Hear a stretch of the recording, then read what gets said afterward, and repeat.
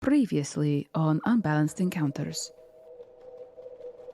I have been thinking a lot about family. It is not something I have thought about often before, but it has come up several times recently.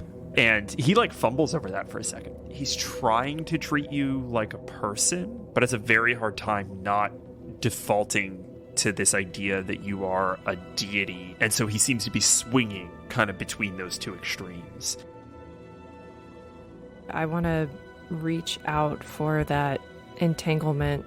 Your wireframe extend beyond the reach of your hand and push into the bond mesh of this creature, of this pained deity. I also saw what you did to the cleanser, the way that you were able to push beyond yourself. I don't know how you did it, Juniper, but it's a technique called bond projection, and it is not something that many of us are well equipped to do. Looking at the map, I think Isaac would also say, this evening dawn space, you gotten any information on them in that area? Has this desert hit them any specific way? I'm very glad you asked me that question.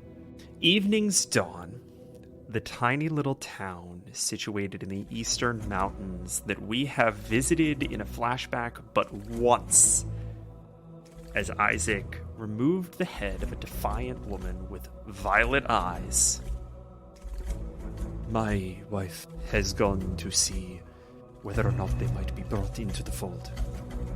I have not heard from her in 6 months or more. Sounds like her.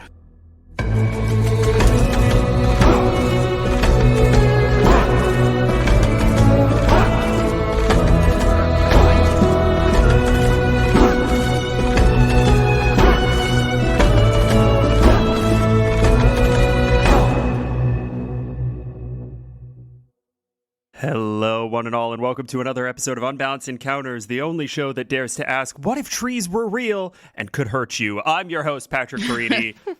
Say hi, everybody. Hi. Hi.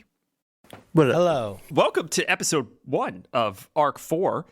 Officially. Officially, we We're are here. now in the 4th arc, the 4th of 5 arcs. We are now in Tortoise all the way down. I know that it has been like a month since we played this game. I just realized, and I'm not saying that I just realized it, but being a month since we played, got a lot of mommy issues in this group. Demoiselle never calls, scarred. Honestly, Demoiselle seems to have, I think, the healthiest relationship with the matriarchal figure in his universe. Maybe Isaac. Oh, okay. I was about to say, wait, do I have mommy issues? I was going to say, I'm pretty sure you had a pretty good relationship with your mom. The best. That's She's like, amazing. That's your whole shtick. She's That a he goddess. has wonderful parents. We are going to start with a little device that we have not used in some time. Oh no. We are going to cut away to something that the party does not see. We see Haris al-Zurun, Safra Harissa's father, slip in from a hidden door in the back of the diplomat's suite in the Citadel on the night that he helped you escape from the now forgotten Blood Warden. And he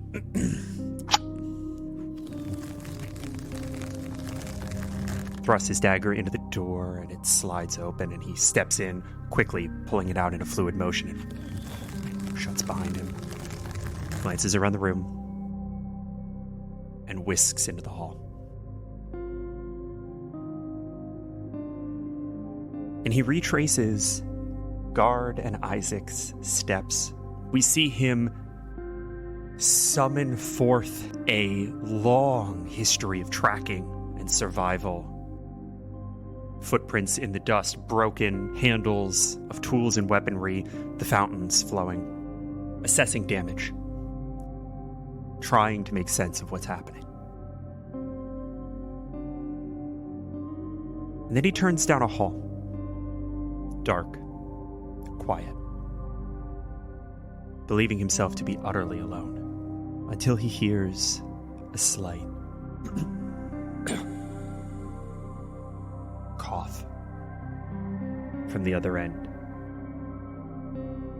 He pushes himself back up against the wall, dagger drawn, on alert, lets a beat go by, and then begins to move. Painfully slowly, he approaches what is becoming clear as a person on the ground. And as his eyes adjust to the looming darkness, he sees the half-conscious body of Alistair Wayne. Choking and sputtering, neck bruised, blood trickling from his mouth. Alistair. Wayne, what the hell happened here? He drops to a knee, smacks him a little bit, shakes him a little bit, pulls out a little chocolate, pops it into his mouth. Get up, damn it! What happened here?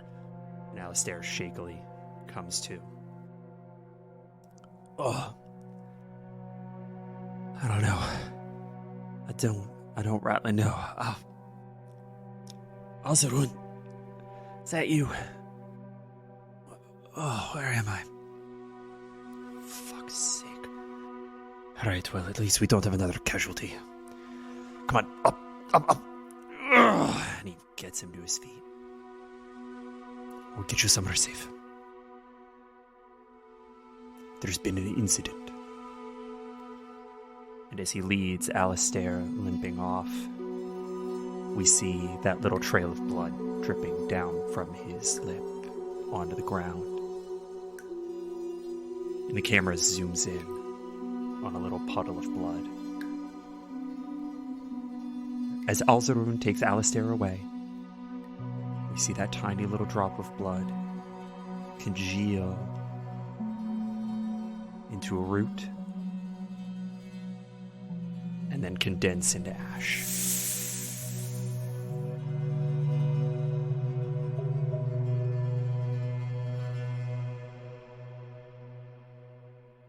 What the fuck? Literally, I was waiting for him to finish talking. Like, what the fuck is happening?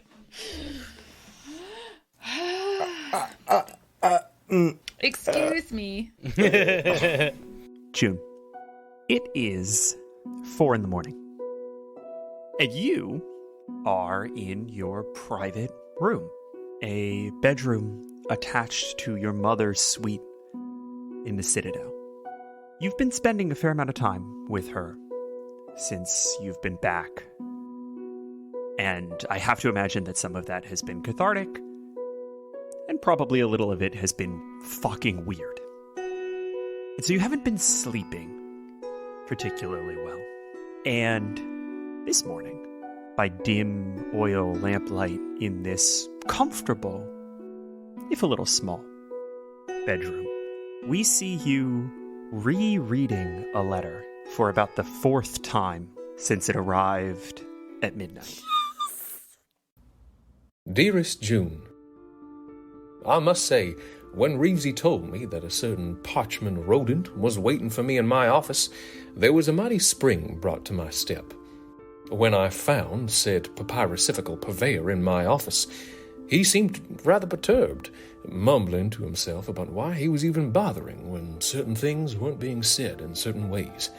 I paid no mind to this, though, as I was eager to know what words of yours had been brought over from the other side. I believe it would be an understatement to say y'all been through some shit. I cannot even begin to imagine what kind of reunion that must have been with Catherine. But when next you see her, please give her my regards and tell her I think she has done a mighty fine job as a mother. Not too much has been occurring here since you left. The geckos are bringing in quite a steady haul these days of elderberries, but as Demoiselle and Ganbound are still indisposed in their nuptial plane, I find myself with a gradually increasing supply of slowly rotting berries. The myconids have been rather more unruly than usual of late, and somehow smuggling in even more mortal contraband than normal. They seem to be using what can only be described as bloodroot bramble patches to commit the excursions back and forth. I will have to monitor that. Other than that, much is as it was when you last saw this place, but I do find myself losing sense of time. One thing I find lacking in the afterlife is the thrill of danger, but not mortal peril necessarily, but more the feeling you get when climbing a particularly tall tree or standing at the edge of a steep cliff and feeling that shot of self-preservation run through your limbs, that quickening of life as you ponder jumping just for a second. The last time I felt that was, well, when I was with you. That same jolt as I thought of things I had wanted to say, but found myself holding back from. I hope that when next I find myself, let's say, at the edge of a cliff, that I will find the courage to jump. Toodaloo, Melmanon.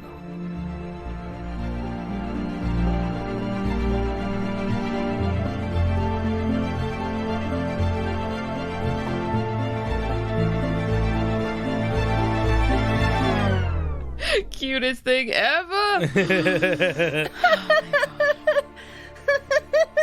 The bunny riz. She's probably went to the wardrobe, climbed up on top of it, and is somewhere high. That is her comfort zone. There's no trees in here. And as you're shuffling around on top of this dresser, you hear a knock at the door. Jump from the dresser to the bed and scurry under the blankets. Juniper, you all right in there? And she opens the door. You see your mother standing at the door. She has a book tucked up under her arm and is leaning on a cane. I'm sorry, sweetheart. I heard you were awake. I thought you might have been awake anyway. And is everything okay? Just been having some trouble sleeping. Mama, are you okay? You're up pretty early? Like you said, trouble sleeping. But put it to good use. You remember I was telling you about that book? Talks about the bond blade, bond projection, some more advanced techniques from the Sisterhood. Oh, yeah, and move over to give her some room to sit on the bed. She steps in, looks around a little bit, sees the remnants of you being kind of up on the dresser. You left a pillow up there. I like trees, Mama. It feels weird being in a bed. I know, sweetheart. You were never meant for this world. And she sits down on the bed, and she hands you the book. I'll open it up to the first page. You see a deeply inscrutable cipher, a code of some sort, a way of writing that in places seems like it might be almost familiar. You are able to pluck out a few words in Old Imperial, a few proper names that are Tanin in provenance, but that you have picked up from just being around Harissa, reading some of the books about the cleanser, things of that ilk. You can start to pick apart the context, but you get the sense that this is written in a cipher specific to the Sisterhood that you have not properly been taught. Mechanically, what's happening here is that this book is written in Thieves' Cant. Yay! So at some point, if you would like to spend some downtime whenever you get it, you can take the time to effectively learn Thieves' Cant as a language, and you'll be able to fully understand this book. Oh, shit. That's right. I wasn't going to teach you this until I could explain things properly. I mean, is the Sisterhood that bad, Mama? That you wanted to keep me from it? You said I'm not meant for this world. I'm not meant for this. I always wanted you to know our secrets. I always wanted you to have the skills that were imparted to me by my time spent in the Sisterhood. I never wanted you to have to follow their orders or obey their rules. They're not inherently bad, Juniper. Very few things are, but they are not inherently free. Are they supposed to put some checks and balances on the larger powers, but they regulate themselves? They try. Our training is rigorous and disciplined. You've been going through it for some time. You know the focus on the mind and the body. This idea that you are meant to self-restrain and self-govern. But as you can see from Trent, they are not always benevolent actors. Of course not. We're all gonna make those mistakes. Yours truly, especially, darling. Everybody's just trying to control everybody else. I wish everybody would just mind their own damn business sometimes, you know? It's hard to know where the line is, Juniper. How many times a day do we hear guards say he's off to kill the Empress? Down that yellow brick road, we're off to kill the Empress. We're off to kill the Empress. The hobbits are thinking the big eyes. Yep. And it is a noble quest, indeed. But it will have consequences. And someday, someone is going to look at that action and say, why couldn't they leave well enough alone? Now, I might not agree with them. You might not agree with them. The world at large might not agree with them. But some moron is going to think that the Empressar would have been a better option. I can't promise you any easy answers, Juniper. But right or wrong, I've always been taught that you have to look to yourself and trust yourself. And speaking of which, there's something else I wanted to show you in this book. And she thumbs to another page, and on it you see an illustration. A humanoid form outlined in a bond wireframe. And then another panel, a humanoid form and the bond wireframe divorced. The bond wireframe almost pushing space out into the bond of the world, occupying its own silhouette. Bond projection. This is what you did out there. Right. She'll take her stump and kind of lay it out like on the book. I want to go over this with you. I want to figure out whether or not that was a fluke accident, some quirk of deity, or if this is something that you can do. That'd be one hell of a fucking fluke. I think we both seem weird as shit. That's fair. All right. When do you want to test this, Mama? We can go get started right now if you want. Sure. I'm not tired. And she stands up and she goes to the door. And as she gets to the door, she pauses for a second. And she's sort of blocking the path. Takes a minute to take a breath and then turns to you. Mama? I wanted to ask you something, Juniper. As it so happens, there is a vacancy in the hierarchy. And the sisters have asked if I might ascend to Grand Matron for Agrivar. Like the boss. She nods. Wow. Do you want that? I'm not finished what I set out to do, and I think this might provide me a way to try to finish that work. But I am not going to make this mistake a second time. I won't do it unless you want me to. Oh, you can't put... What are you going to do if I say no? She smiles. I'm going to teach you, and I'm going to focus on myself. And what if I say go do it? That one's honestly a little bit more the complicated one. I will have to step up, help navigate the political quagmire that your brother seems to find himself in at the moment. A quagmire, I will admit, is of mostly my design. I'll be helping him get out of it. And he needs your help. Can I think about it? She nods, and we fade to black.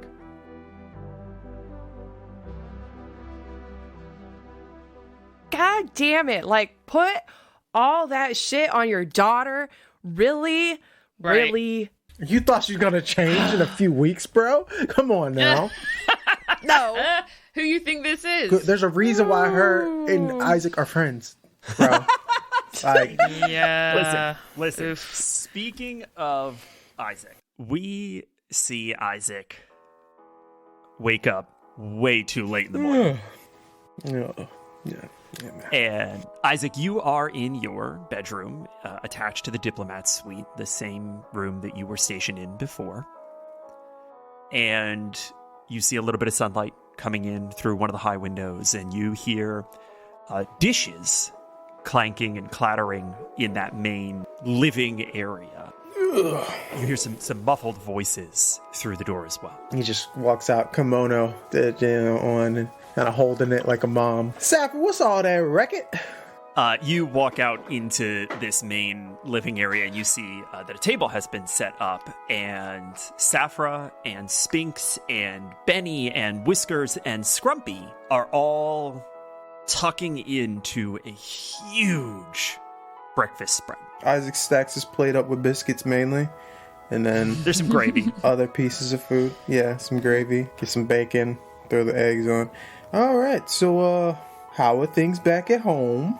Isaac, you've kind of cornered one end of the table with Benny and Whiskers, and Whiskers is just like, Whiskers has a stack of pancakes that are like taller than he is, and he's like, his like arms are up over his head as he cuts slices out of it. No discernible reason. This is not an efficient way to eat food, but he is overwhelmed with the bounty of this.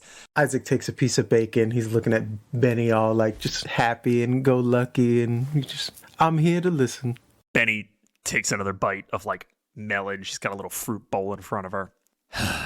Isaac, you know you really have a way of being very irritating. It's called charm, Benny. Go on.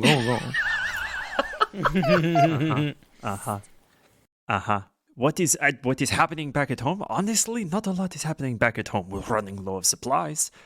Your brother and his family are staying there because it's apparently safer than here. I'll have to talk to Hank about being able to supply you guys back at Rallied, because I'm pretty sure that was a part of our arrangement. It absolutely was, which is honestly the only reason why I'm here at all. Beyond that, well, yes, my brother's being hunted down kind of sort of like I was, except I'm way better at fighting off assassins than he is, so it's probably... Whiskers just like threw a mouthful of pancakes. It's just like, I think this is probably what you get for taunting the fates. These are very good. You honestly shouldn't be so full of hubris. No, I'm full of mainly like blood and organs, and just spite alone is mainly the main stuff I'm full of. I don't know about hubris. I don't know who that is, but listen. Everything's gonna be A-okay, and it's not because I have some full-hearted scheme set up. It's because we're just gonna save the world, and then we don't have to worry about the Emperor anymore. Benny fully just like rests her head in her hand. Fuck's sake, Isaac. What we need you to do is we need you to go to the Lord Governor and orchestrate us a supply drop. Yes. That's what we started this conversation with. Benny, I thought you were the note taker back in Rallied. Come on now. Where's the pen and pad at? Gosh, I leave for a few weeks and everything goes to hell. All right, we're going to get our route set up with Hank, and then also we'll figure out what assistance he needs from us. But not until we get what we need first. Rallied is the most important thing, and will always be the most important thing. And that's why we do all this crazy magic nature stuff, talking to gods. Go ahead and roll me your choice of persuasion or deception. I'm not interested in whichever it is. Absolutely. Benny got a 22 insight. Amazing. 24. She eyes you up and down, and you see her kind of relax a little bit. It seems like she is buying the line for the moment. And she straightens a little, kind of rolls her neck. How your shoulders doing? You need a massage or something? They got those honestly, I have been so fucking stressed since I found out about the Trent situation. I know a few spots. Yeah, point me wherever. But honestly, point me wherever you go, because for fuck's sake, you look like you haven't had to worry in 3 years. I hear you guys fought a god.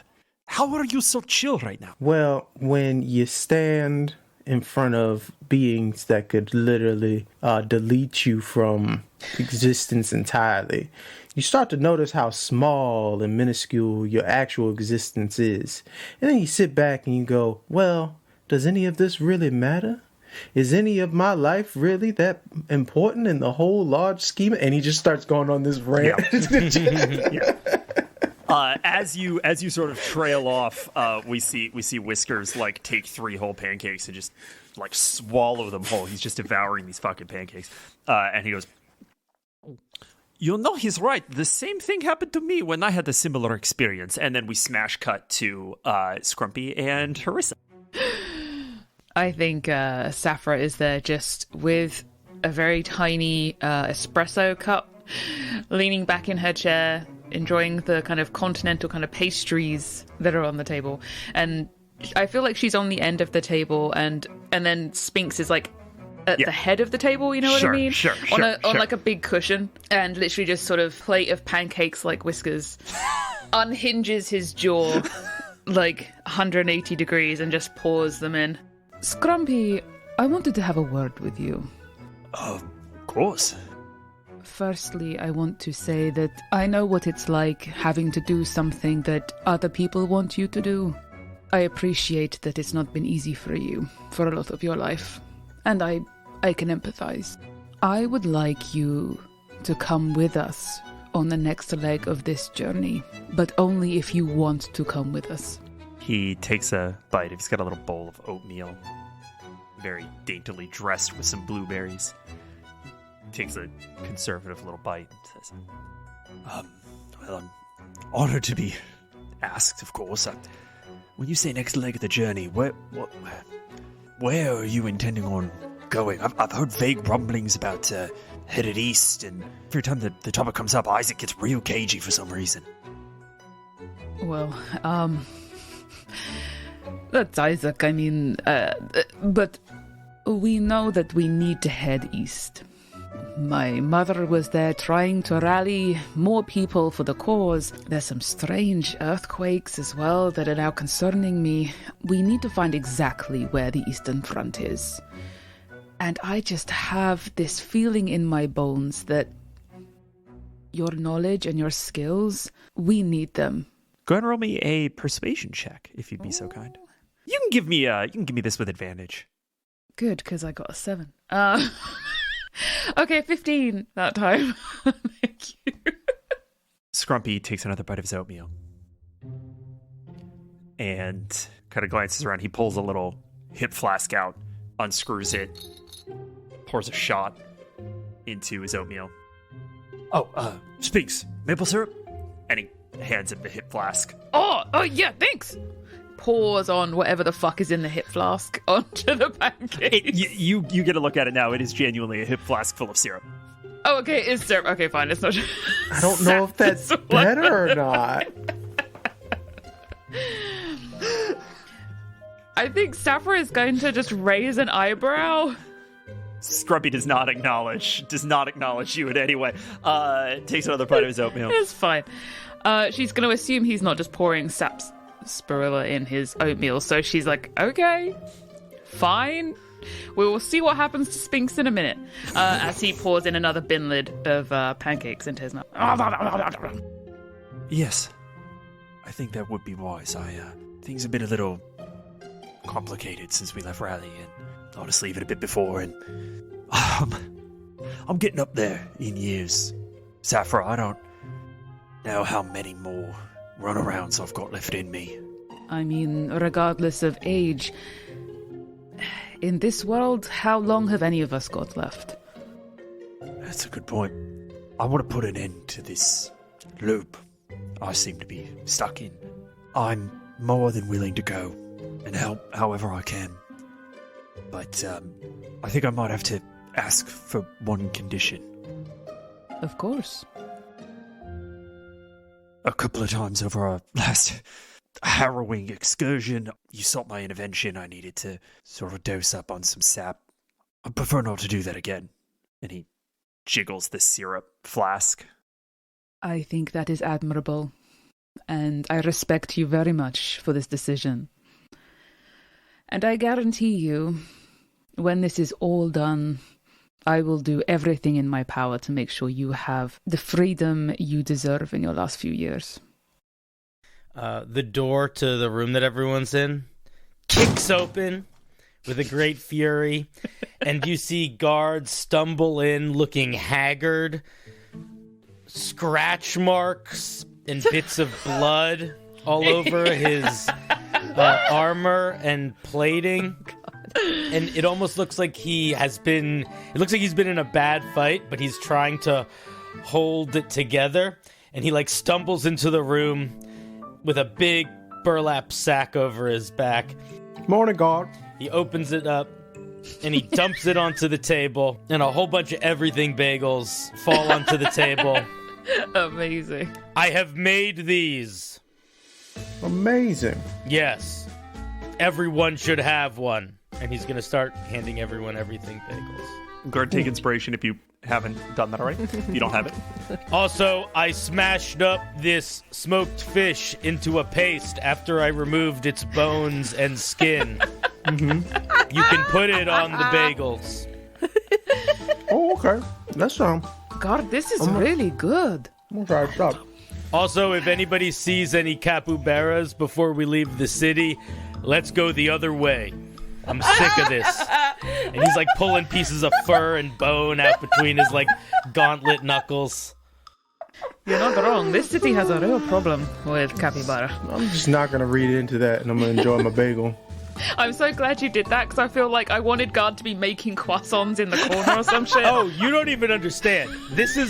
Guard is baking from now on. I love it. Yes. I love it. You know what? Guard, I know I gave you inspiration. I'm actually going to give you proficiency in cook's utensils. Let's keep it to baking. Let's be honest with ourselves. Baking, Yeah, I mean, 100%. baking utensils. Baking utensils. Yeah.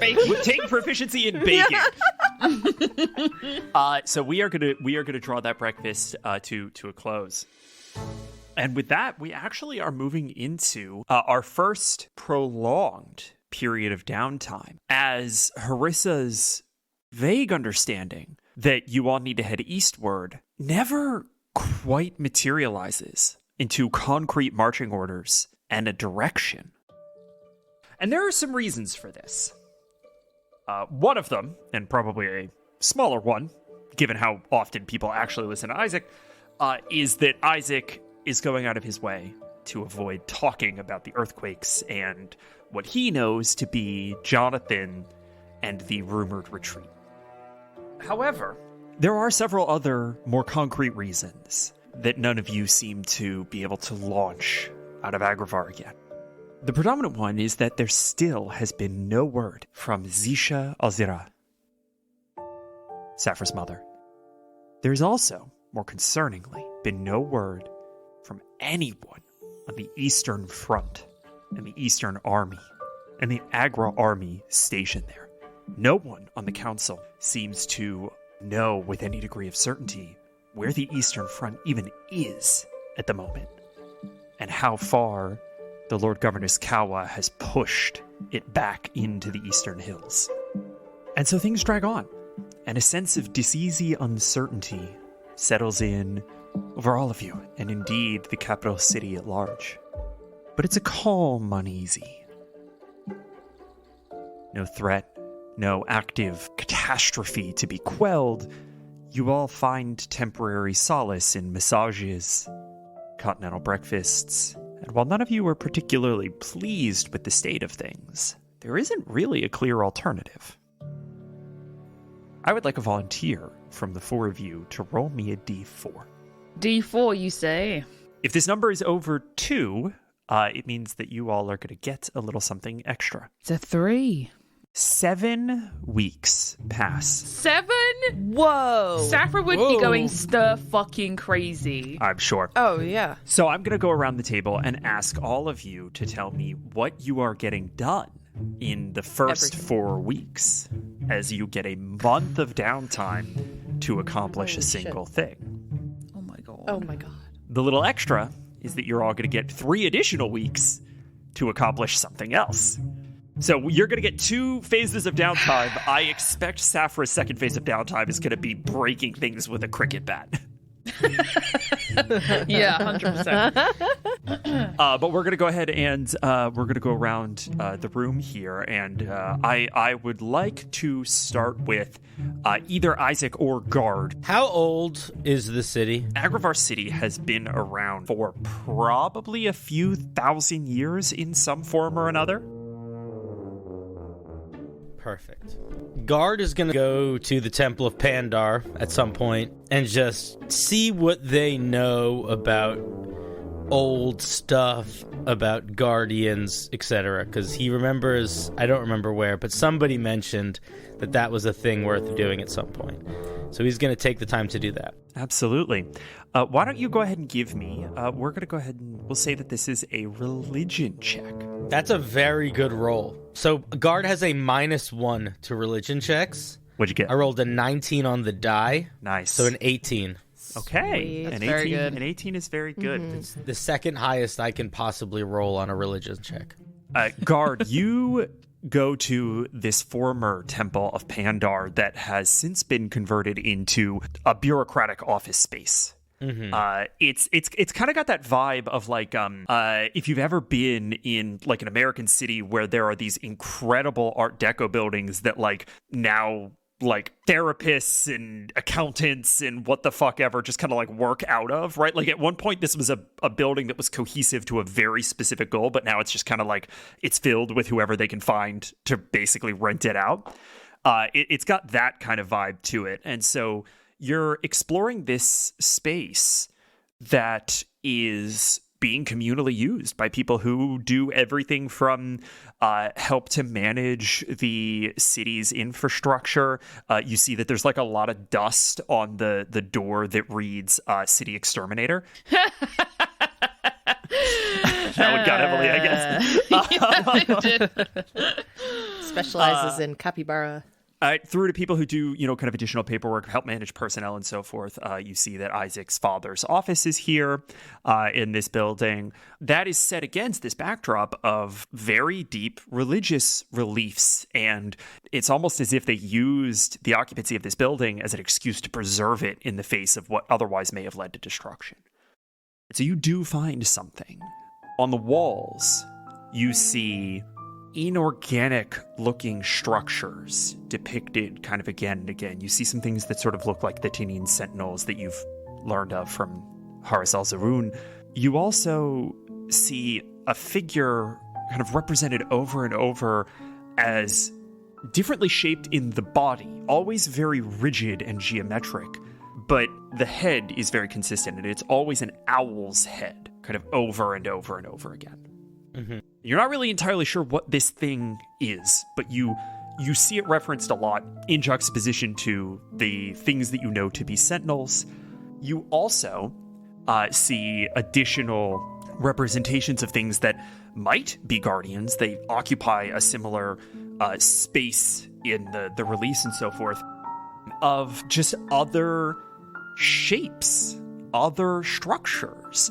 At one point, you see something that looks like a boulder that has been sort of carved into the space, and it is rooted at the base of a hill and surrounded by what look like ears of corn. And you get the rough idea that this was some sort of protective deity of the fields. And it's represented, again, similar size to the sentinels and so forth. So you kind of get the sense that maybe this was another form of something similar. All of that's a little vague. You do find one very concrete piece of information on an 18. You find a couple of books in Isaac's dad, Maximus's office. You find a few contraband texts from the Pandar religion. And one of them makes reference to a progenitor of guardians, an original guardian. And you see that there's a Tanin word that you don't recognize that represents what this thing is referred to by the Tanin. And Maximus helps you translate. It's matron. And that's what you get. Okay. Isaac, you're next. Definitely talking to Hank about what's going on with the supplies, heading to Rally. Are you trying to figure out why they aren't coming, or are you just trying to bully him into getting it done? Bullying him into getting it done. Okay. Go ahead and give me an intimidation check, please.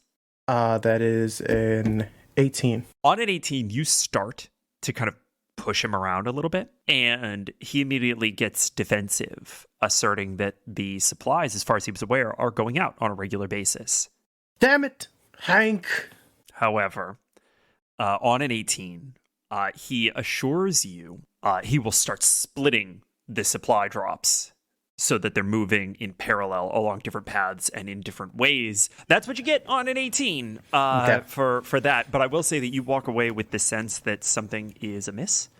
Very amiss. Yeah, that why would these supplies go missing? Oh. Let's visit June. For my first month, I think she would be working with her mother and spending a lot of time in the library. What do you want to try to accomplish in the first 4 weeks? How to read Thieves' Cant. Okay. So I could read the book. Go ahead. Please go ahead and give me, we'll say, another intelligence plus proficiency roll. That is a 14, 15. Much like all of your other studies, and languages in particular, this comes to you pretty easily. A couple days in, you start to pick up the pattern. And it makes a tremendous amount of sense. The hoops that they are having you jump through linguistically. Obfuscating. But once you get it, very easy to move through. Go ahead and please mark down Thieves' Cant. Yay! It's a language that you know. Whoop, whoop. Ba, ba, ba, ba, ba, ba, ba, ba, ba. And with that, we are going to go to Saphra. Saphra, how are you spending this downtime? I honestly think Saphra is going to be doing what she can to try and figure out where the Eastern Front is, Sure. where her mother is, because, you know, she kind of has to figure that out too. One of the ways in which she's going to try and do that is, I think she's going to use some pigeons. She's going to tie her button of sight Oh, okay. to these pigeons or these birds and just send them east as far as they will go and see if she can see anything. She's going to repeatedly try in just different directions, different things, see if she can see anything from a bird's eye view. I would like you to please roll me a survival check. That is a 23. This is probably going to color your second downtime activity. Fair enough. Continue. On a 23, you find nothing. A conspicuous, sonorous, resounding nothing. And there's one part of the world in particular, the furthest reach that you get to on wing. Evening's dawn. That should be a distant Agra outpost. It was taken by the Agra wardens. It was a key chokehold for traveling through the eastern hills and into the heartland. An incredibly valuable resource. Silent as the grave. Just no signs of there'd been anyone there for a long time, or like they just got up and left. I don't think you are going to be able to get that. Like, it's a bird's eye view, right? Fair. So, you know, there's no agriculture happening in Evening's Dawn. It's an outpost town. They bring supplies. Nobody goes in or out. I think increasingly Saphra is going to be in a worse and worse mood over the following weeks as each bird sort of reaches and just comes back, and she's just getting more and more frustrated. We're going to start back at the top. Cinder. Yes, I think that what's going to end up happening is after Guard learns everything he can, he is going to decide to take advantage of the fact that he's not a person and take walks in places that most might not and try to find some of those old forgotten parts of the city deep buried that might be from an era when the matron is more of a known thing, or this owl face is less of a whimsical thing written across old tomes. Okay. Go ahead and roll me. Athletics, punching holes in walls. I'm not giving you athletics. Is there a difference between investigation and religion for you? Nope. Okay. I would like you to roll me any of your choice of intelligence-based checks. I am going to ask you which one it is. They're all the same? That's fine. That the answer is going to color what you find. You know what? Guard is not an investigator. Guard follows his empty chest where a heart could be. And I think that Guard is a magically driven boy. I'm going to do an Arcana check. Okay. I love that. Go ahead and roll Arcana for me. 19 minus 1, 18. Second best roll I could do again, possibly. Incredible. Get it. Guard, you go missing for 8 consecutive days. What?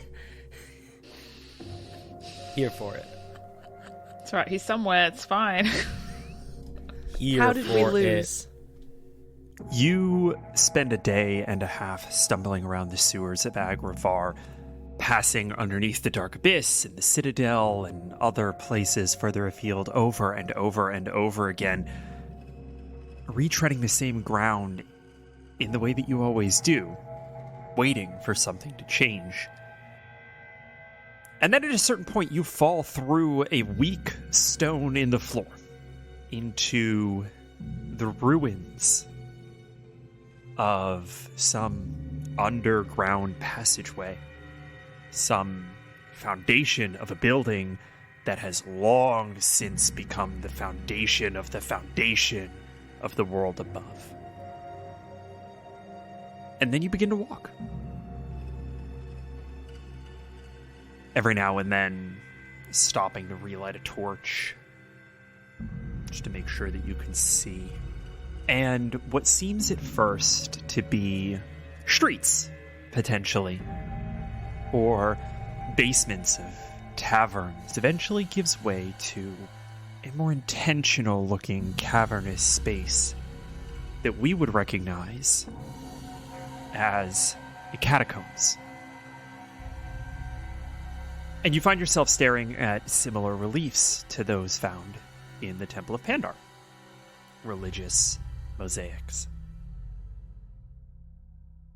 You happen upon a large fresco painting that has just barely survived being buried down here. In fact, you think it may have only survived because it was buried down here. The bottom of it totally worn away by water, faded, but still discernible. And what catches your attention is that owl-shaped figure. And you see that in this depiction, it has taken a part of itself, a pane of itself, and seems to be performing some kind of ritual with it. And you sort of follow this fresco as it observes the stations of this entity being created. And it goes from a single pane to something that self-assembles. That pane of glass living kind of deep in its eyes, amasses rock and clay and stands upright. And at the end, you see a figure that looks a lot like what you would have seen in the book, an early representation of Matron. Whatever this owl figure was, it seems to have created the first guardian. And the fresco's kind of set up almost in a cycle, where the matron then takes part of itself and assembles it into something that loops back around into the owl-shaped figure. You're not sure what all of this means, but it probably means something. I think Guard is going to take some time and gently run his hand along the fresco, sort of tracing the story. And for a moment, he's going to, like, reach up and touch that image of the shard of glass with stone and rock sort of building up around it, and kind of try to feel his chest at the same time to feel if there is something there, even if it's just symbolic. As you do that, I think you summon a recollection from an earlier conversation with Ganbald. Guardians are a manifestation of the universe's will. That shard of glass, in this instance, reads to you like will manifest. That settles into your understanding of yourself and of the world in a way that feels harmonious. Guard is going to look up at the fresco of the big owl, trying to sit in that idea that he is a guardian, and that guardians are a manifestation of will, and that will undirected is sort of nothing. And he is going to ask, not to anyone in particular, but sort of trying to reach into that larger space that he doesn't even really know if he's connected to, that greater whatever this thing is that he's connected to. While looking at the owl on the fresco, he is going to say, I would like to meet this matron. I would like to meet my matron. And we see your torch go out. And then you retrace your steps and you eventually get yourself out of this hole and you work your way back through the sewers. As you're about to emerge into the Citadel, you see Alistair Wayne climbing a ladder. And we cut. Isaac, how are you spending your next 3 weeks of downtime? I think I would be preparing my plate armor with my mama. So here's the deal. I am going to ask you to make me just a flat dex check, no proficiency. The DC for repairing this is 2, right? Like, you and your mother are going to get this armor prepared. If you hit an at 20, your mother is going to fucking show up on this one. I am going to give you mithril plate armor. Whoa. Oh my gosh. Roll that 20. Right? Do it. Just getting it done. So much pressure, guys. Is anybody else sweating? It seems like that's so hot in here. That's a 5. You and your mother repair So this close. Right. And I think that you take some time to just like talk to her about where you're planning on going, right? What's next for you? And I think you also managed to talk her into at least provisionally taking the consulting job that Hank had extended to her. And with that, Harissa, you have 3 weeks of nothing. Radio silence, no information. The button plan gave you a very conspicuous lack of information, an almost scarily conspicuous lack of information. But you're probably going a little stir crazy off the back of it. Yes. What do you do with your last 3 weeks? She would have spoken with her father. Any information that he might have, any kind of insights into what she would do that Saffron may not know, as he knows her obviously better than she does. And I think she's going to keep going down to those like supply wagons that she'd started setting up previously and just meticulously checking, rechecking. So like when they need to go, they are ready to go. And I think she is literally, I think in the last week, I think finally pulls her father in for that conversation to say, I am leaving at the end of this week. I am so sick of my mother dictating when I should leave, where I should go, how I should do it. I'm fucking sick. I am leaving at the end of this week, regardless. And I'm heading to that town and finding out what the fuck happened. Roll me intimidation with advantage, please. You're trying to beat a 13. Oh, that was so close to a nat 20. I got a 7. Safra, I understand your frustration. I really do. No, you don't. You do not. You know nothing about how fucking frustrated I am right now. If you did, you would understand and you would let me go. But actually, you know what? I don't even need you to let me go. I'm going anyway. So fuck you, fuck this place. I'm fucking sick. Where are you going to go? East. I'm going to that fucking town. You're going to go on your own, out across enemy lines. We don't know where the Eastern Front is. If I have to, if no one else wants to come with me, that is what I will do. We all want to come with you. We all want to find your mother. We all want to figure out what the fuck is happening. I think I need to correct you. Some of us want to find my mother. I am not one of them. We all want to figure out what's happening, however. Safra, you are the most competent person I have ever met. And I respect that I have had little part in helping you arrive there. It dies with you.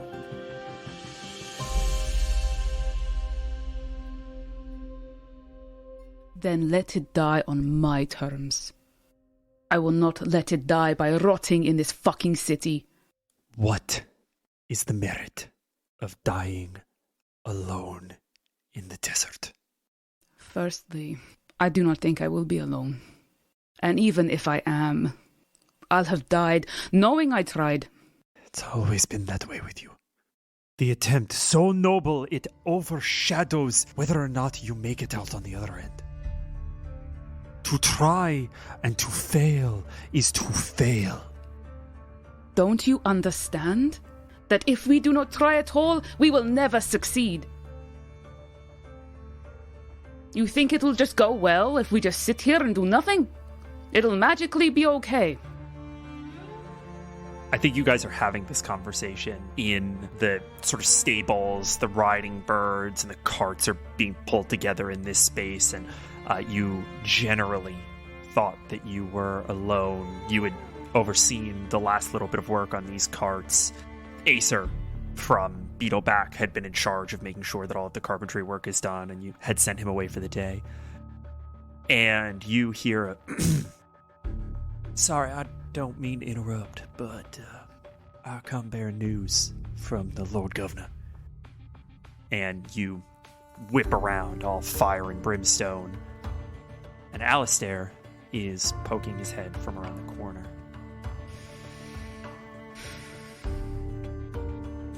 Well? Again, I apologize. There has been word from the Eastern Front. The Lord Governor would like to see everyone in the war room at the end of the day. Before he even finishes, Safra has stormed past him towards wherever the fuck Hank is right now. Your father just rubs his forehead. I don't know which I fear more. That she gets a direction, or that she doesn't. June, what are you getting up to in these next 3 weeks? Training with her mama on bond projection. Go ahead and give me. We're gonna say a wisdom check, no proficiency, but you are getting advantage because you can read the book now. Second one is a 15. Okay, the DC for success here was a 15. So just by the fucking skin. Hair on my chinny chin chin. We see moment after moment of meditation, hand-to-hand combat, simple meals, reflection, study, meditation, combat, meal, reflection, study over and over and over again. For 2 weeks, you and your mother stay cloistered away from everyone else, having carved out a little monastic-looking living space in Riley Trent's old office. And you find no luck. No matter how hard you push, how hard you try to manifest this bond of manipulation, it doesn't happen. And I have a question for you, June. What did you decide about your mother's position as Grand Matron? She decided to tell her mother that she should take it to help her brother, and because June doesn't think she could trust anybody else to be in that position. She nods.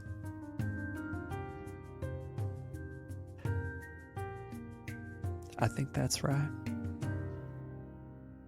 I know it's a delicate situation, but Hank would like to make all of you permanent members of the Agri Council.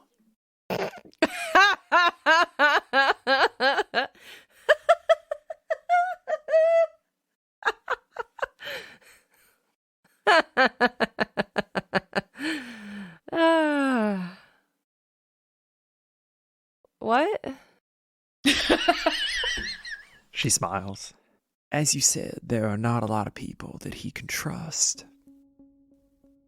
The council's pretty near empty at this point. I mean, I understand, like, you know, Saphra and Isaac.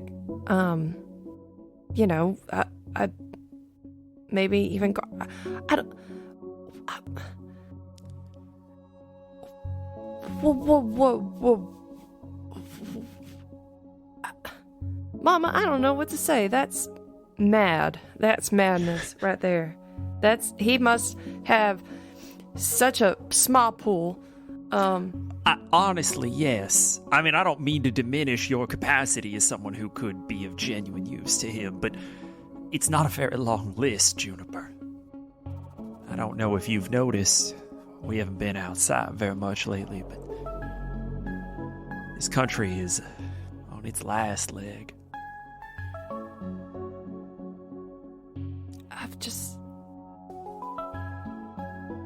I was trying to fight for my home, and my home was in the woods, small little town with my family, and now we're fighting for a bigger home. I need you to make me a dexterity saving throw with advantage, please. Jesus fucking Christ. The fuck, man? Just like angrily rolling the both 18s. Nice. June, your right arm reflexively shoots up, hand missing, as you catch a wooden ball in midair. Bond wrenching out of your arm and suspending this ball in shimmering blue light.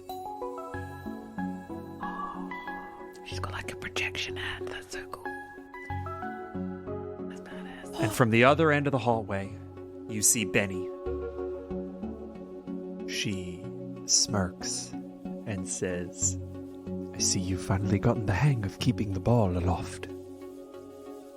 And your mother looks out to her and then back to you and says, I think you'll do fine, Juniper.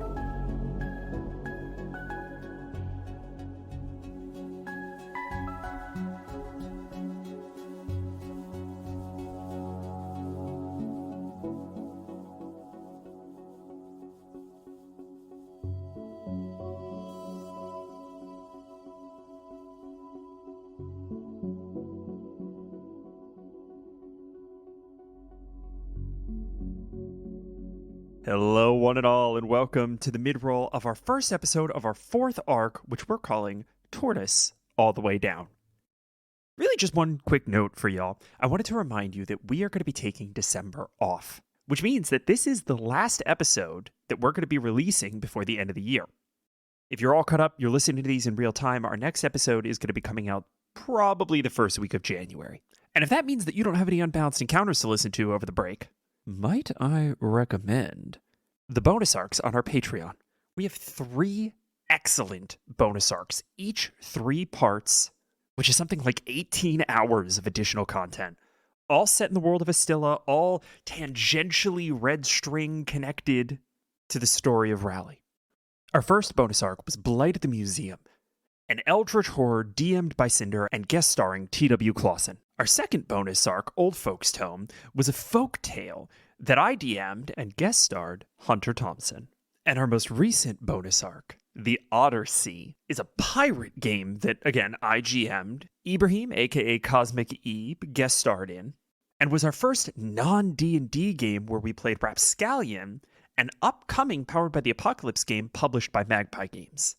So if you need more Unbalanced Encounters over the next couple of weeks, go to patreon.com/unbalancedencounters, start a free trial, binge all of them within the first week, and then you could bounce, or, if you're so inclined, you can continue supporting us so that we can keep making this show well into the future. That's all for now, and I'll see you on the other side. We join the 4 of you, along with Haris Al-Zaroon, Alistair Wayne, Katarin, in the war room, as Hank presides over a meeting.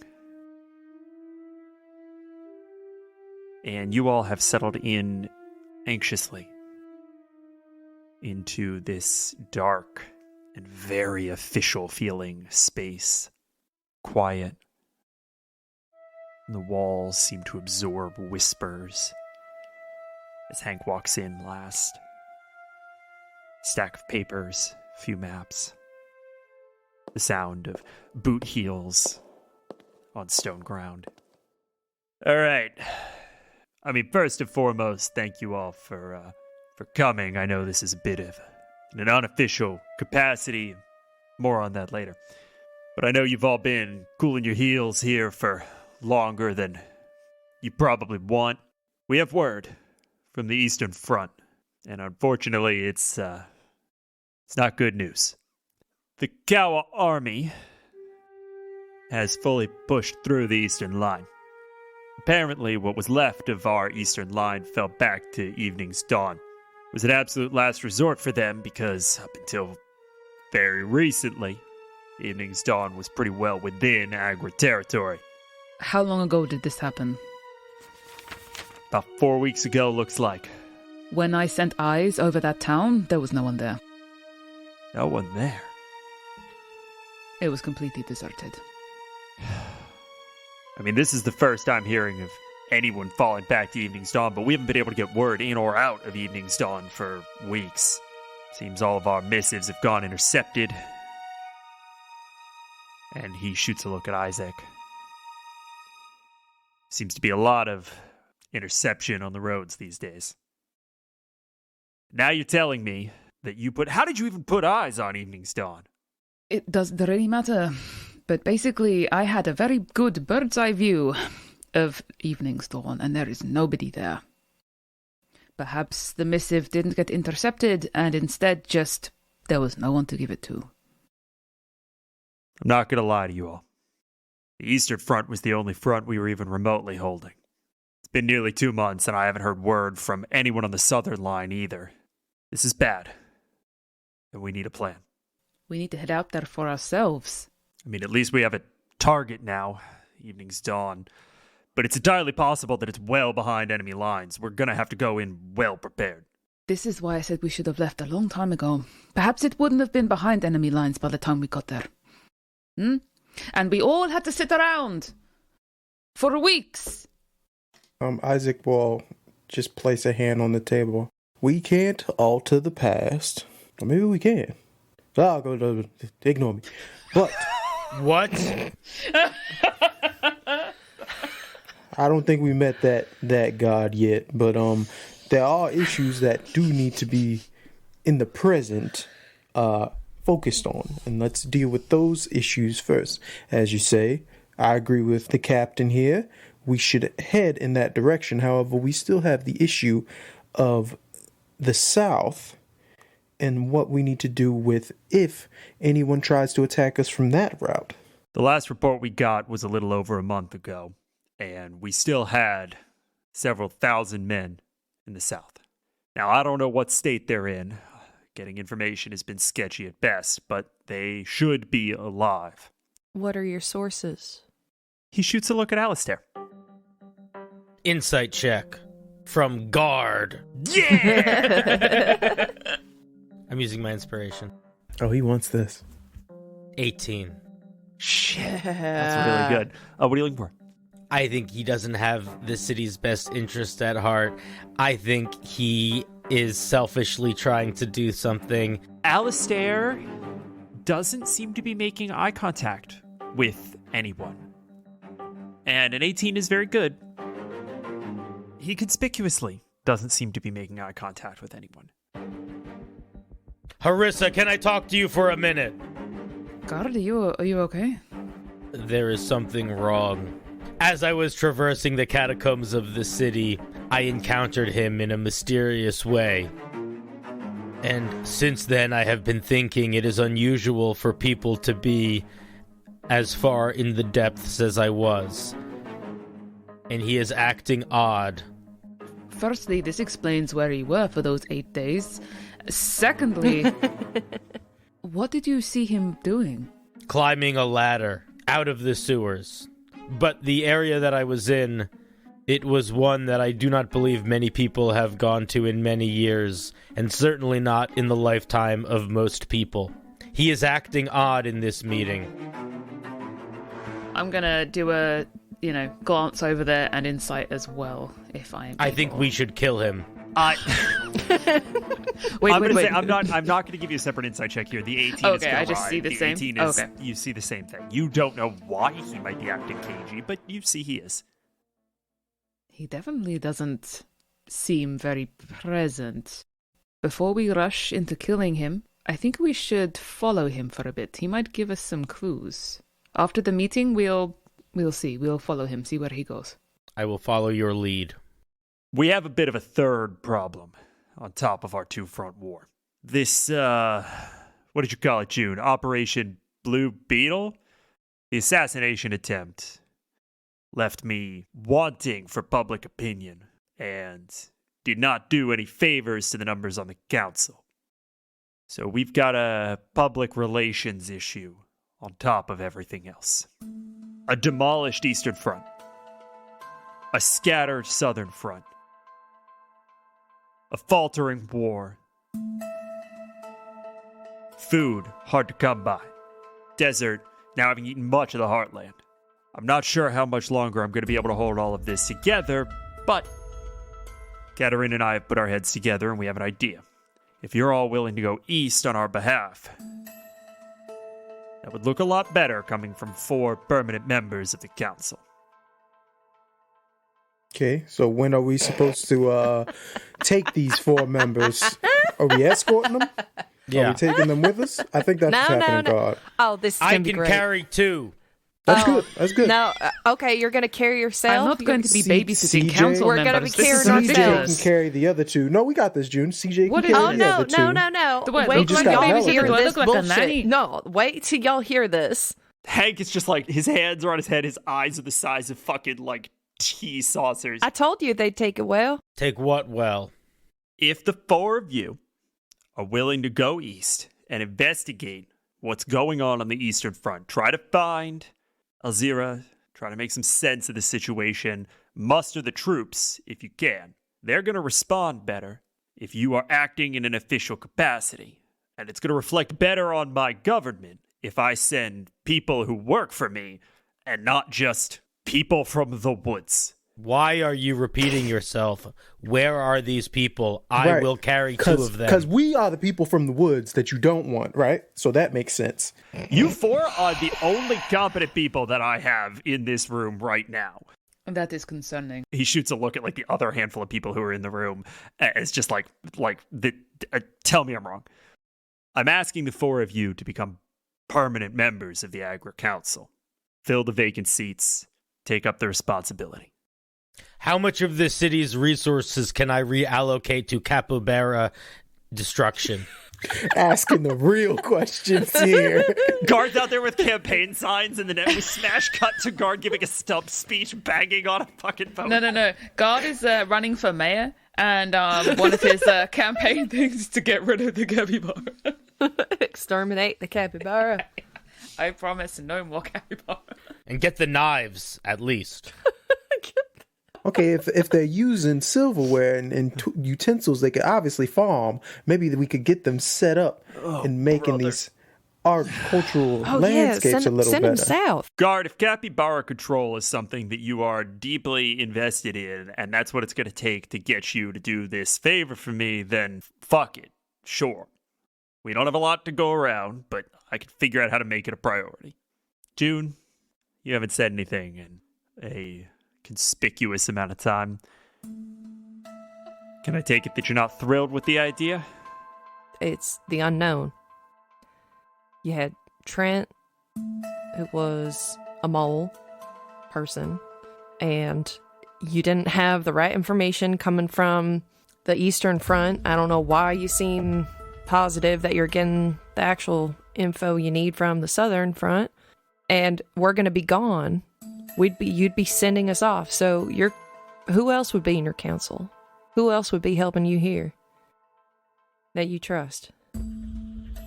Your mother clears her throat. I appreciate that it's a long shot, June, but I'm not sure what other kind of move we have left. I actually agree with June there. I think you need to be very careful heading down to the south, if you should go at all. If everybody would please come close to the table, and just make sure everyone is like all circled around, everyone in the room. Now, I agree with my companions that safety is the utmost, especially towards you, Lord Governor.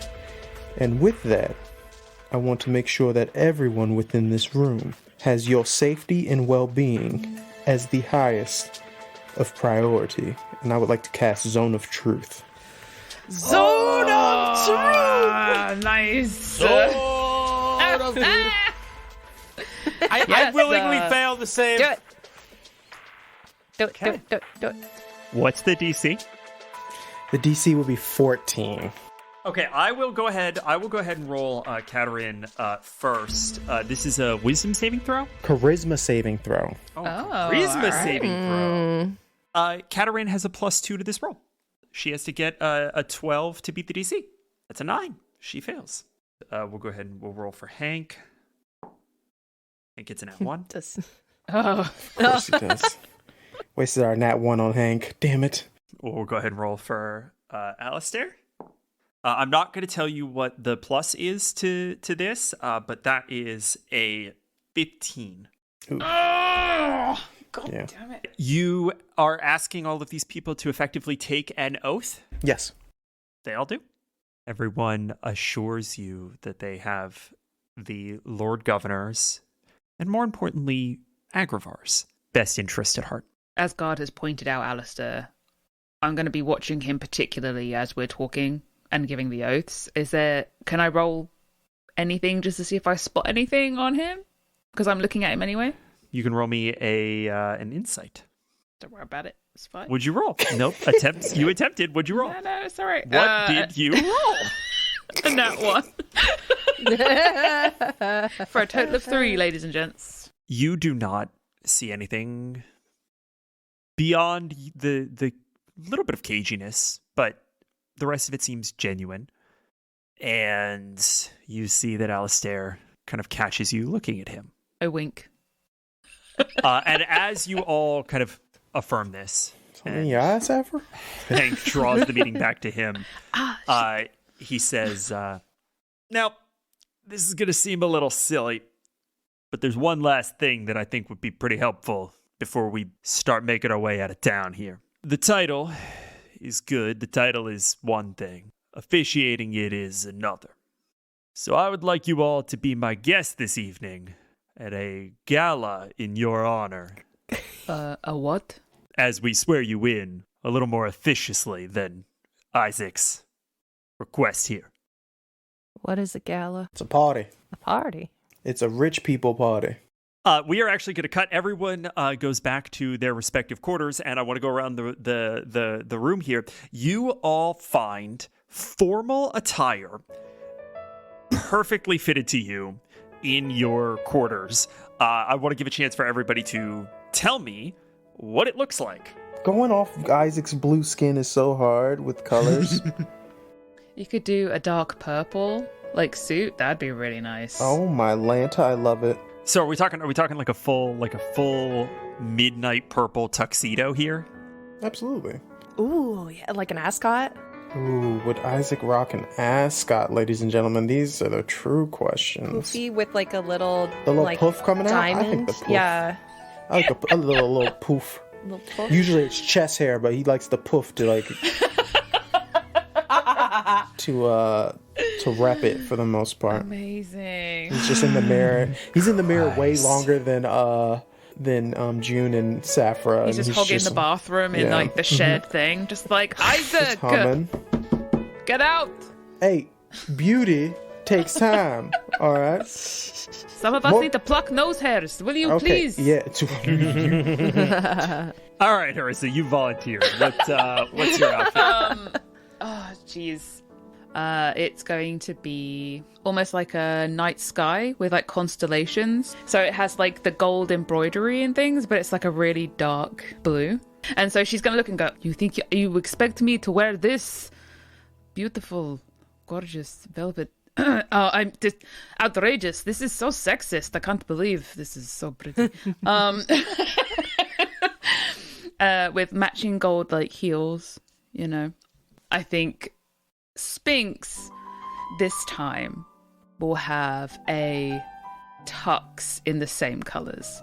So instead of having a dress, Sphinx is actually going to have a little waistcoat, a gold waistcoat with a blue velvet little jacket with holes for his wings. That's fucking great. So we're doing a role reversal, Sphinx and I today.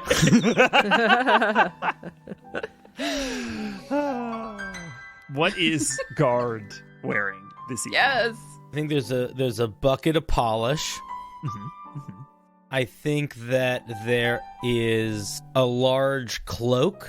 Yeah. That has, what are the things called that you clasp a cloak with in front? Is it just called a clasp? I think it's just clasp. So. Yeah, but Yeah. It's that long chain clasp situation. Yeah, and it's Nice. it's going to be one of the ones where there are two massive buttons that look really shiny and have bits of embroidery and stuff that are held together by a little chain. It's also going to be one of those cloaks that has different lining on the inside than the outside. Nice. Fucking sick. With little frills and stuff. I love that. That's such a good fucking answer. That's great. June, you find in your room, and you don't see everybody else's, kind of clothes, which are very laid out and presented, obviously commissioned for this. Yours isn't. Yours is in a very old box. June, please describe your mother's ball gown that she is giving to you. That's cute. My mother's ball gown. It's a long, floor-length gown with a bit of a train in the back. It's a very simple cut, thin straps, with a little bit of wavy looseness up near the bust area. But in the back, it cuts way, way low. Nice. So big, exposed back. And the entire dress looks like molten silver. Oh, that's so cool. It's very flowy and wavy and metallic-y. No wonder Dale fell in love. I was gonna. Oh, yeah, Damn, it's- you beat me to it. I was gonna be like, hey, that's Sorry. That's the dress your mama was wearing with Dale met her. Oh man, I told him you gonna get in trouble, and he did. I think that Guard and Harissa and Isaac, the three of you sort of find each other in a little 4-room. You've been directed by the staff here in the Citadel toward where the ballroom is, where this gala is going to be taking place. And you are all dressed. You are all looking fucking incredible. Fine as hell. And you all sort of get led to, again, a little 4-room that is sort of off to the side. They've got a little side table with some champagne flutes, and it is, off of the main doors. There's a steward at the main doors. It looks as if they're trying to collect all 4 of you simultaneously. And the 3 of you have a beat where I think you are all just sort of taking each other in. Isaac snatches the plate of fritters from the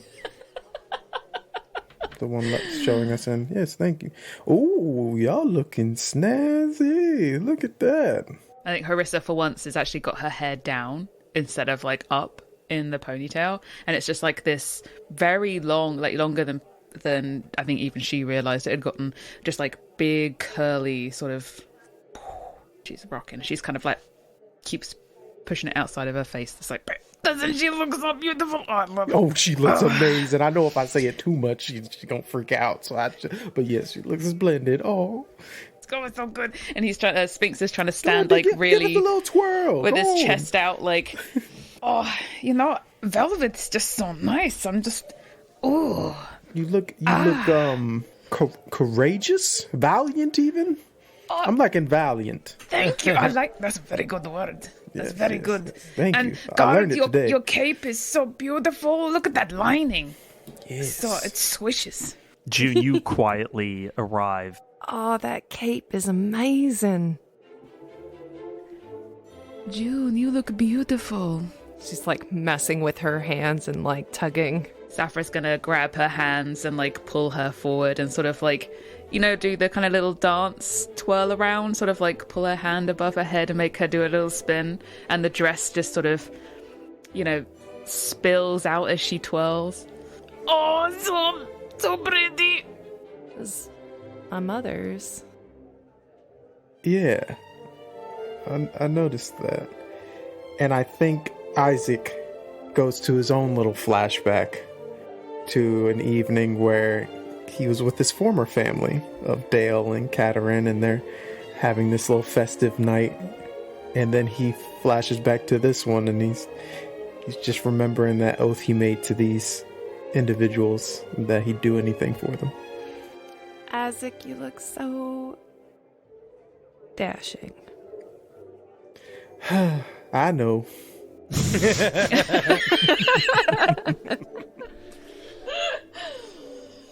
He took long enough in the bathroom. Jeez. Listen. Yeah. Look at my nails, manicured by me. Look at this. It's very good. And Very purple good. is definitely your color. I like it. It's very good. I just look good in anything, honestly. That's why I've been keeping quiet to myself for the most part. I'm just so glad that my family knows how to clean up so well. Oh, hello, yes. You see this steward, this distinguished elderly gentleman, clear his throat and gesture to the main doors. God, could you please? It would be my pleasure. I kick the door open. Bam! The doors fly open and strings swell as the 5 of you find yourselves looking into a formal ballroom. You all emerge at the center of a mezzanine that wraps around the massive sandstone ballroom. Columns line your path, and along the far wall, marble stairs spiral down to the floor. Moonlight pours in from the domed ceiling, giving a soft and milky aura to every overdressed waiter and self-assured attendee. Swaths of advisors and bureaucrats dot the floor beneath you. A dark, wispy woman sits perched at a central table, sipping champagne. A round, impish man helps himself to a plate load of patisserie. A sharp-nosed, willowy man traps Alistair Wayne in a deluge of small talk. But beyond Wayne, friendly faces abound. June and Safra each see a parent in the crowd, and Isaac sees too, as well as old friends and a few faces from his recent Animarum celebration. Even Hank is already present, holding court at his table atop a dais. There is food and music, and a general air of tranquility that belies the many-front war abroad. But for the moment, for tonight at least, you are attending in your capacity as Agravar's official counsel. Your duty, such as these people see it, is here, to them. Tomorrow can probably wait. Oh, why you gotta say it like that? I need a drink. Are people dancing and stuff? Yeah, absolutely. I think at first, Safra and Spinks are going to have a little dance. And once Spinks gets distracted by the canapes, I think Safra is actually going to walk up to Alistair. Do excuse me, sorry, to the person that's kind of talking his ear off. Alistair, would you like to dance with me? Roll me intimidation. Intimidation? She's not. He's that intimidated. She is gorgeous. She's gorgeous. This is intimidating. As a man set up in these ways sometimes, he's intimidated. I got a 2, so Not that intimidating. Oh, that you're doing the doe eyes. Yep. I'm rolling great today, guys. He clicks his heels and nods. She's going to, walk with him to the dance floor, and when they get there, she's going to place one of his hands on her side, a bit too low down, if you know what I mean, and then sort of like just start the dancing. During this dance, she's basically going to be sussing out some stuff. So this is like a recon dance because, God made her really suspicious. So, how long have you been a warden, Alistair? Before we get really, really deep into Alistair's whole situation, which I am willing to do, I want to see if there's anything else that anyone else wants to get up to, because I think that we can do that whole scene as a check. I think that unless somebody approaches Guard, he is going to be mostly being a wallflower. And I think that he is going to be... Initially, he's going to go to approach Alistar, and then he's going to see Harissa do it in a much more elegant way and hold himself back. Okay, so I have 2 roles that I want to see happen here really quickly. I want investigation from Harissa, and I want perception at advantage from Guard. A 10. I have not rolled any double digits Come on, this entire game. Harissa! I need you to be my wingman. I'm trying. You have to be my conspiracy wingman. I'm trying so Everybody's hard. got a thing to hide. I got a 21 on perception though. Harissa, Yes. you get disappointingly standard answers. Oh, how long have you been a warden? Oh, I was sworn in after the academy when I turned 18. Oh, how did you wind up on the council? Well, I studied under Melmanon Lapinyan, and he afforded me the seat as the junior position. Just shit you already fucking know. Pleasant enough, but maybe not the most helpful. Guard, on the other hand. The Emperor's ours here. You rolled like a spot the 40, Emperor. maybe. You get an accurate head count of the number of people that are in this space. You are tracking everyone's movement. No one seems to be doing anything particularly suspicious, and even Alistair seems to have settled into his conversation with Harissa. However, you are going to have danger sense on any saving throws you may or may not have to roll in this scene. Nice. Okay. And June very quickly makes her way to a waiter holding drinks. All right, thank you so much. Throws it back, sets it down, looks around the room. Okay, Safra's dancing with somebody. Isaac's doing something. Everybody's talking. Who can I? And then she sees Guard just being a wallflower. And she runs over to him and goes, "Let's dance."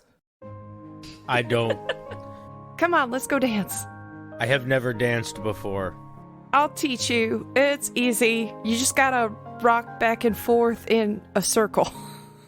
Okay. Would the both of you please give me a group performance check?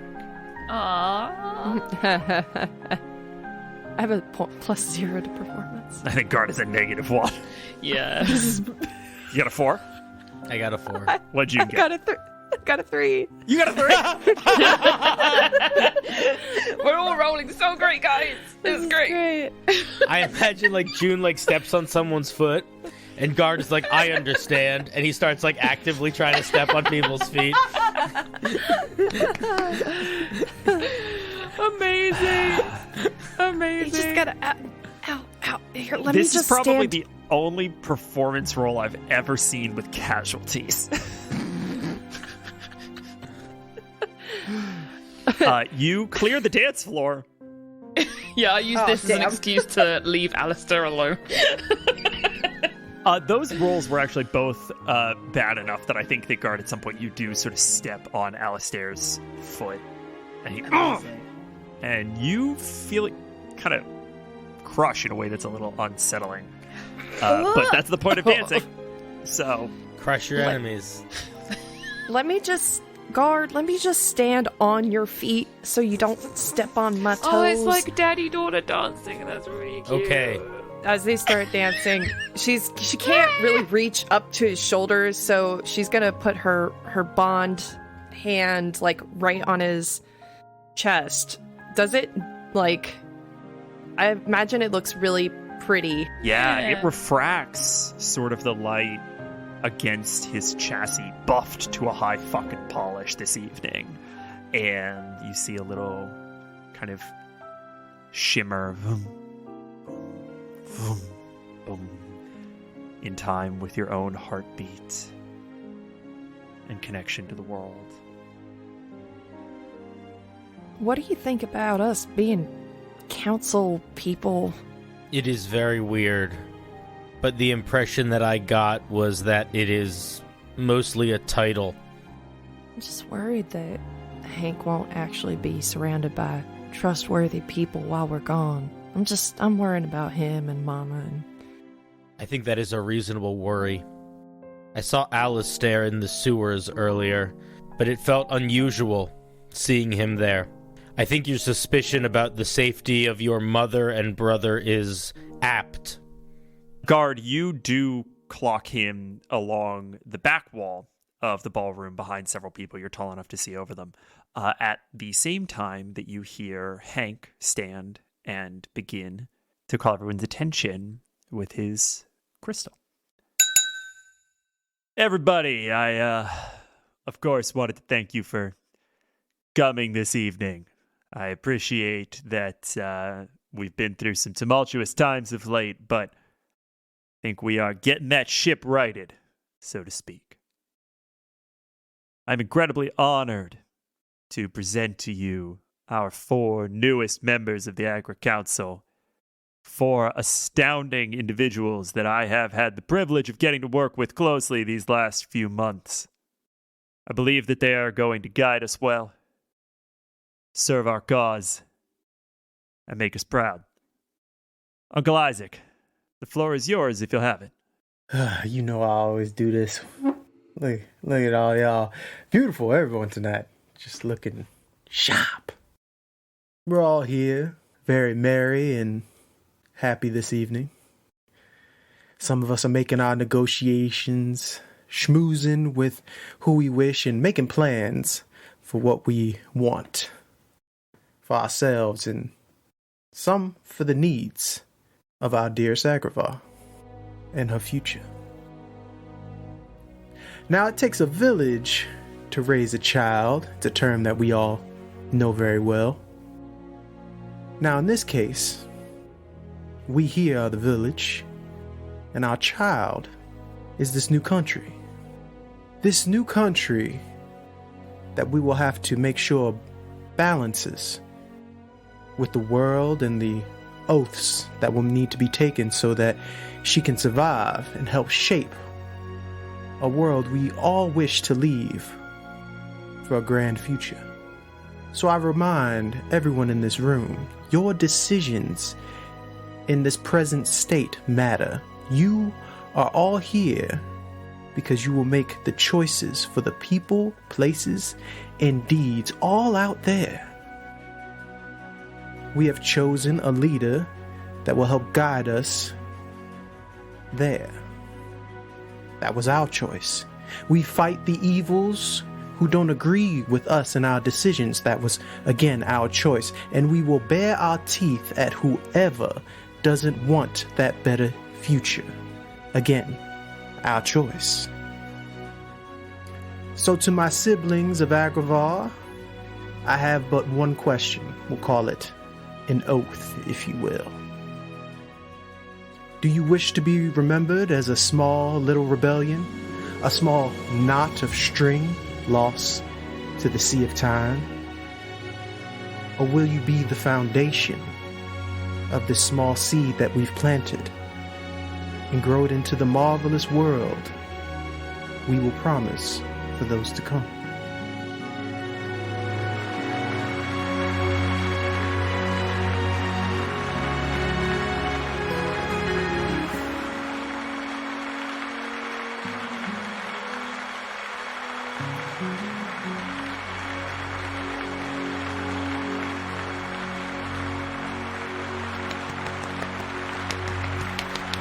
Uproarious applause. Clap. Hank sighs in relief. Katerin sighs in relief. It's like this could have gone so badly. And it seems that for the moment, everything might go the way that you planned. Maybe this crazy contraption that Hank is trying to pull together might work. It gets you to where you need to go, and maybe it pushes back against the Empressar in just the right ways. I need all of you to please make me a Constitution, a Dexterity, and a Strength saving throw. Guard, you have advantage on the Dex save. Guard, what was your con save? My con save was a 13. Your Dex. A 12. And your Strength. 19. All right, Isaac. Con. Con was 18. Okay. Dex. 10. Okay. And Strength. 24. Okay. Harissa. Con. 21, Okay. Dex. 15, Okay. Strength. 20. June. Con. 10, Okay. Dex. 28, Jesus fucking Christ. Okay. Strength. 14, And we're back up to Sphinx. Con. 15, Dex. 24, Strength. 11. Guard and June, you are now blinded. June and Mr. Sphinx are thrown back 10 feet. They are prone. And they are completely disarmed of anything that they were carrying. Just canapes for Sphinx, so that's okay. All over the ground. All over the ground, he solves it. Guard and Isaac take 31 points of fire damage. What? Is this magic? No. Okay. That was an explosion of some it's a fucking sort. bomb. Harissa Yes. takes 15. Sphinx takes 15. And June, because of evasion, takes none. White, hot light rips through this room. And I need you all to roll me initiative.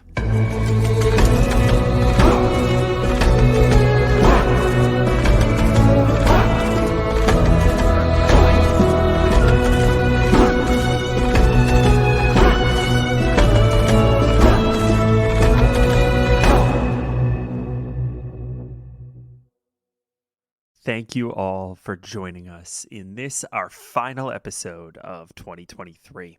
We'll be back the first week of January with part 2 of Arc 4, Tortoise All the Way Down. And let's be honest, we wouldn't be able to make that episode or any other without our League of Rally Defenders. So thank you very much, Darlene Wallace, Darksteel Panda, GamerTube HD, Lord Dreamer, Michael McFarlane, Randolph Jenkins, Reshi Snivy, and ascending at last to Rallied Defender status, Derek Silverstone. You all make this show happen, and we couldn't do it without you. So thank you very much. I love you. Bye.